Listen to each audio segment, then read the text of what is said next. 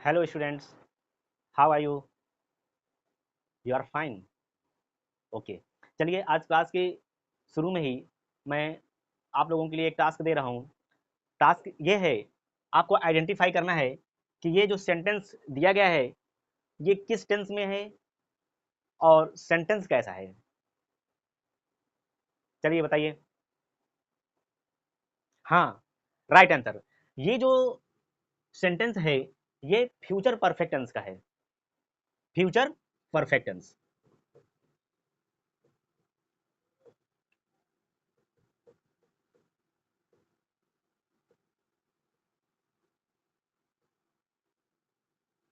Future perfect tense कैसे identify किया? Future perfect tense के वाक्यों के अंत में चुकेगा, चुकेगी, चुकूंगा या चुकोगे ऐसे शब्द आते हैं। ओके, तो यहां पर देखिए, अध्यापक के आने से पहले आस्था निबंध लिख चुकेगी, है ना। ये जो वाक्य है इसके अंत में क्या आया? चुकेगी। ओके, तो यह फ्यूचर परफेक्ट टेंस का सेंटेंस है और सेंटेंस कैसा है? पॉजिटिव सेंटेंस है ना। यहां पर कुछ बातों को ध्यान में रखना है। यदि वाक्य में दो कार्य का होना पाया जाए, यदि एक साथ ही वाक्य में दो कार्य हो रहे हों, तो ऐसे में जो कार्य पहले होता है उसका ट्रांसलेशन फ्यूचर परफेक्ट टेंस में करते हैं, जबकि दूसरे वाक्य का ट्रांसलेशन प्रेजेंट इंडेफिनिट टेंस या सिंपल प्रेजेंट टेंस में करते हैं। ठीक है, तो रूल देख लीजिए।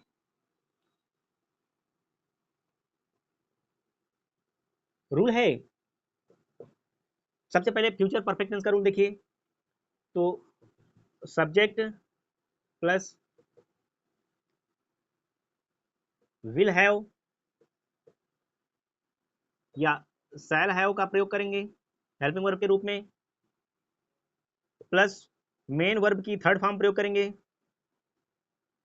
Plus object plus other word. Okay, और सिंपल प्रेजेंट टेंस का रूल जानते ही हैं आप, यानी सब्जेक्ट के अकॉर्डिंग हमें वर्ब की फर्स्ट फॉर्म का प्रयोग करना है ना।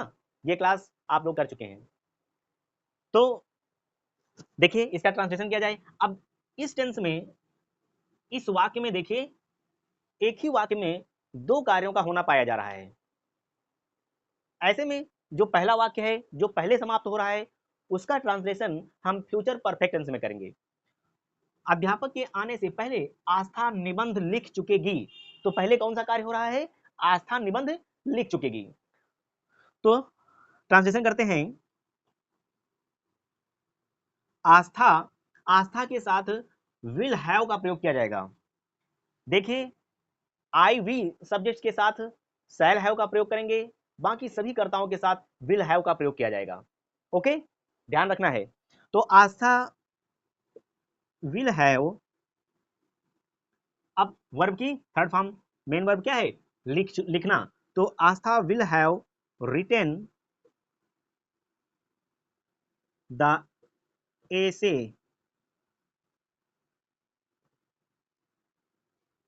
आस्था निबंध लिख चुकेगी। अब जो इसका सेकेंड पार्ट है, अध्यापक के आने से पहले, इसे हमें सिंपल प्रेजेंट टेंस में करना है। तो देखिए, before the teacher comes, before the teacher comes. अब यहां पर वर्ब में एस का प्रयोग क्यों किया गया? क्योंकि रूल जानते हैं आप कि सिंपल प्रेजेंट टेंस या प्रेजेंट इंडेफिनिट टेंस में सब्जेक्ट यदि सिंगुलर नंबर है, यानी ही सी इट नेम है, तो इनके साथ वर्ब की फर्स्ट फॉर्म में यस या ईएस का प्रयोग करेंगे, जबकि प्लूरल नंबर सब्जेक्ट के साथ यस या ईएस का प्रयोग नहीं किया जाएगा। अगला सेंटेंस है, आपके आने से पहले मैं अपनी पुस्तक पढ़ चुकूंगा। इसमें पहले कौन सा काम पूरा हो रहा है? मैं अपनी पुस्तक पढ़ चुकूंगा, है ना। ये कार्य पहले पूरा हो रहा है। तो मैंने बताया था यदि एक ही वाक्य में दो कार्य हो रहे हों तो जो कार्य पहले समाप्त होगा उसका ट्रांसलेशन हमें फ्यूचर परफेक्ट टेंस में करना है, जबकि दूसरे का ट्रांसलेशन सिंपल प्रेजेंट टेंस या प्रेजेंट इंडेफिनिट टेंस में करना है। ओके, तो यहाँ पर पहले कौन सा कार्य हो रहा है, मैं अपनी पुस्तक पढ़ चुकूंगा, और इसका ट्रांसलेशन किस में करना है, फ्यूचर परफेक्ट टेंस में करना है। तो I shall have read my book, I shall have read my book, मैं अपनी पुस्तक पढ़ चुकूंगा। आपके आने से पहले इस वाक्य का जो आधा भाग है जिसका ट्रांसलेशन हमें बाद में करना है, यानी जो कार्य बाद में समाप्त हो रहा है, इसे हम प्रेजेंट इंडेफिनिट टेंस में करेंगे। तो इस टेंस का रूल अप्लाई करिए, आपके आने से पहले, बिफोर यू कम। अब यहां सब्जेक्ट है यू और फिर वर्ब की फर्स्ट फॉर्म का प्रयोग किया जाएगा। यहां पर वर्ब की फर्स्ट फॉर्म के साथ यस या ईएस का प्रयोग क्यों नहीं किया गया, चूंकि यू प्लूरल नंबर सब्जेक्ट है ना। तो अब अगला सेंटेंस देखिए, जैसे सूरज छिपने से पहले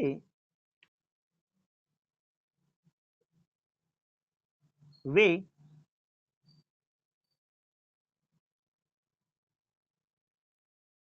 क्रिकेट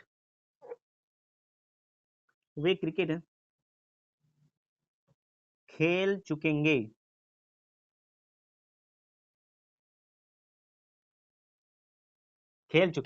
इस वाक्य में भी दो कार्य हो रहे हैं। तो पहले कौन सा समाप्त हो रहा है, वे क्रिकेट खेल चुके होंगे, तो इसका ट्रांसलेशन हमें पहले करना है और वो भी फ्यूचर परफेक्ट टेंस में। दे विल हैव, अब खेलना यहां पर वर्ब है, मेन वर्ब है खेलना, तो इसकी थर्ड फॉर्म का प्रयोग किया जाएगा। They will have played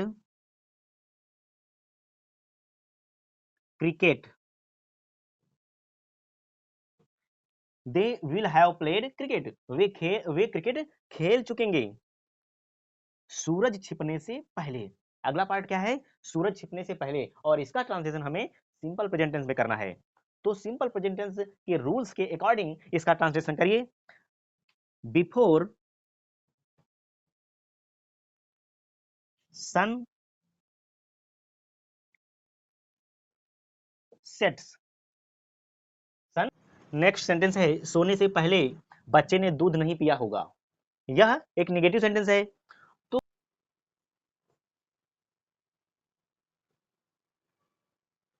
the child will not have drunk the milk. यहां पर देखिए विल और हैव के बीच में नॉट का प्रयोग किया गया है। तो नेगेटिव सेंटेंस बनाते समय यह ध्यान रखना है कि विल या शैल के तुरंत बाद नॉट का प्रयोग कर देना है, और वर्ब की थर्ड फॉर्म का प्रयोग होगा ही, मेन वर्ब की थर्ड फॉर्म लगाएंगे। तो ड्रिंक, ड्रैंक, ड्रंक, और थर्ड फॉर्म क्या हो गई, ड्रंक। तो the child will not have drunk the milk before, सोने से पहले है ना, तो बिफोर ही स्लीप्स। ये पार्ट सिंपल प्रेजेंट टेंस में हो गया। ओके, समझ में आ रहा है, ठीक है। तो यहां पर इसका रूल समझ लीजिए, subject plus will not have या फिर shall not have plus verb की थर्ड फॉर्म, मेन वर्ब की third form plus object, then other word. Okay, अगला सेंटेंस है, क्या गाड़ी के आने से पहले हम टिकट नहीं ले चुके होंगे? अब यह एक इंटरोगेटिव नेगेटिव सेंटेंस है और वाक्य के आरंभ में ही प्रश्नवाचक शब्द आया है। ऐसे में विल या शैल से वाक्य की शुरुआत करेंगे। हेल्पिंग वर्ब जो है विल या शैल plus subject plus not plus have plus verb main verb की थर्ड फॉर्म। ओके, देखिए हम टिकट नहीं ले चुके होंगे, पहले इसका ट्रांसलेशन करते हैं। और एक इंटरोगेटिव नेगेटिव सेंटेंस है, तो इंटरोगेटिव नेगेटिव सेंटेंस बनाते समय नॉट का प्रयोग सब्जेक्ट के जस्ट बाद कर देना है। तो शुरू किया जाए ट्रांसलेशन। सब्जेक्ट यहां पर हम है यानी वी, तो वी के साथ शैल का प्रयोग किया जाएगा। शैल वी नॉट हैव, अब मेन वर्ब क्या है? लेना, तो यहां पर टेकन हो जाएगा। Shall we not have taken the ticket, shall we not have taken the ticket before, गाड़ी के आने से पहले, before the train arrives, before the train arrives। यह जो सेंटेंस का शेष पार्ट है इसे सिंपल प्रेजेंट टेंस में किया गया, before the train arrives. Okay, समझ में आ रहा है? ठीक है, तो समझते चलिए और इससे रिलेटेड जो एक्सरसाइज है उसे सॉल्व करते रहना है। कुछ और सेंटेंस समझ लीजिए। देखिए यह सेंटेंस है, घंटी बजने से पहले कितने विद्यार्थी विद्यालय आ चुके होंगे? अब यह जो इंटरोगेटिव सेंटेंस है इसमें जो प्रश्नवाचक शब्द है यह वाक्य के बीच में है, कितने विद्यार्थी। यदि प्रश्नवाचक शब्द या क्वेश्चन वर्ड वाक्य के बीच में दिया गया हो तो सबसे पहले उसकी स्पेलिंग लिखते हैं, देन विल या शैल का प्रयोग करेंगे, देन सब्जेक्ट, देन हैव, और यदि नेगेटिव सेंटेंस है, इंटरोगेटिव नेगेटिव है, तो सब्जेक्ट के जस्ट बाद नॉट का प्रयोग कर देंगे, वर्ब की थर्ड फॉर्म का प्रयोग करेंगे और then object then other word. Okay, यहां पर हाउ मेनी स्टूडेंट्स हैं, कितने विद्यार्थी। यदि question word how many, how much, whose, which ऐसे क्वेश्चन वर्ड्स हों तो इनसे संबंधित नाउन का प्रयोग साथ में ही करते हैं। ओके, ये ध्यान रखना है। तो यहां है हाउ मेनी स्टूडेंट्स, एक साथ कर लेते हैं, how many students will have come, verb की थर्ड फॉर्म का प्रयोग किया जाएगा, कम, केम, कम। तो how many students will have come to the school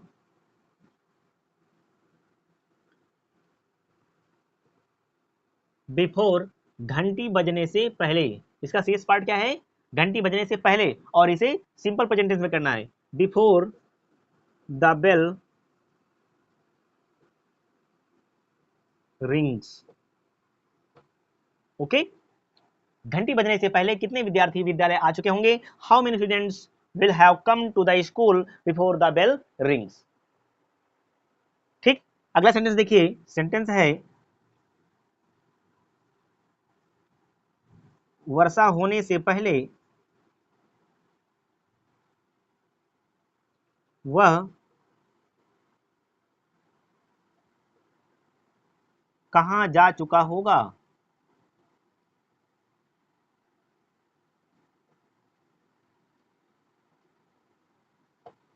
वर्षा होने से पहले वह कहाँ जा चुका होगा। प्रश्नवाचक शब्द वाक्य के बीच में दिए गए हों तो ऐसी स्थिति में सबसे पहले उनकी स्पेलिंग लिखेंगे, देन विल या शैल का प्रयोग करेंगे, then subject, then have, then verb, then other word. तो यहां पर है व्हेयर का प्रयोग सबसे पहले करेंगे। व्हेयर विल ही हैव, अब जाना वर्ब है तो go, went, gone third form gone हो जाएगा। Where will he have gone, वह कहां जा चुका होगा वर्षा होने से पहले, बिफोर इट रेन्स।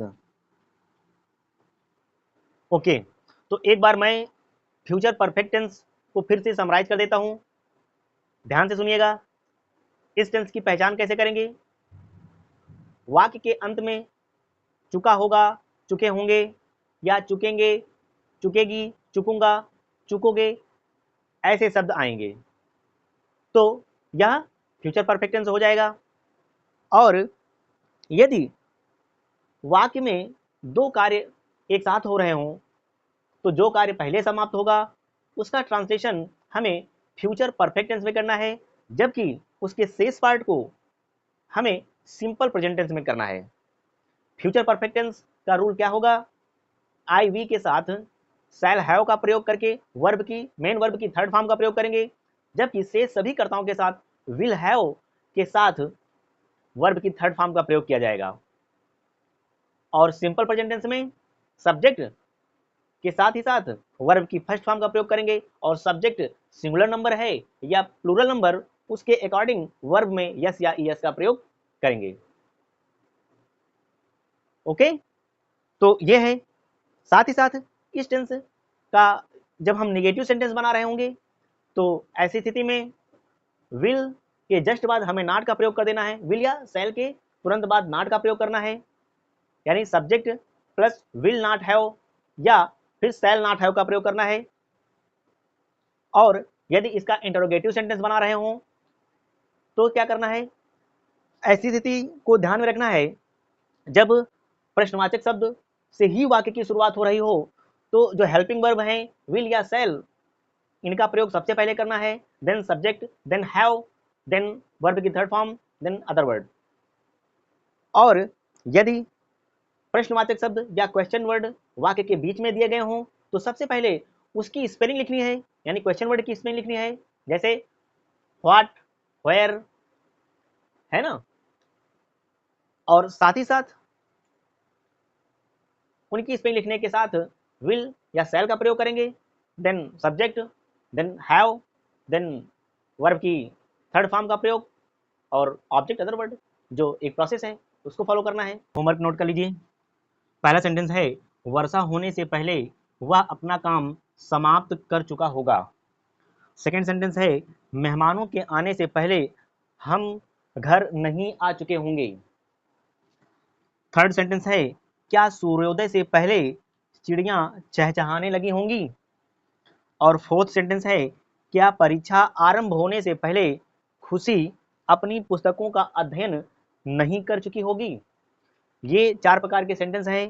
पहला पॉजिटिव सेंटेंस है, दूसरा नेगेटिव सेंटेंस है, और तीसरा सेंटेंस इंटरोगेटिव है, चौथा सेंटेंस इंटरोगेटिव नेगेटिव है। ये जो फ्यूचर परफेक्ट टेंस है इससे रिलेटेड चारों प्रकार के जो सेंटेंस हैं, affirmative, negative, interrogative, interrogative negative, इनसे रिलेटेड जो रूल्स हैं वो मैं बता चुका हूँ इस क्लास में, और सबके कुछ एग्जाम्पल्स लेकर के भी समझा चुका हूँ। इनकी प्रैक्टिस घर पे करनी है, और इस टेंस से रिलेटेड जो एक्सरसाइज आपकी बुक्स में दी गई हैं उनको भी सॉल्व करते रहना है। ओके, मिलते हैं अगली क्लास में। Thank you.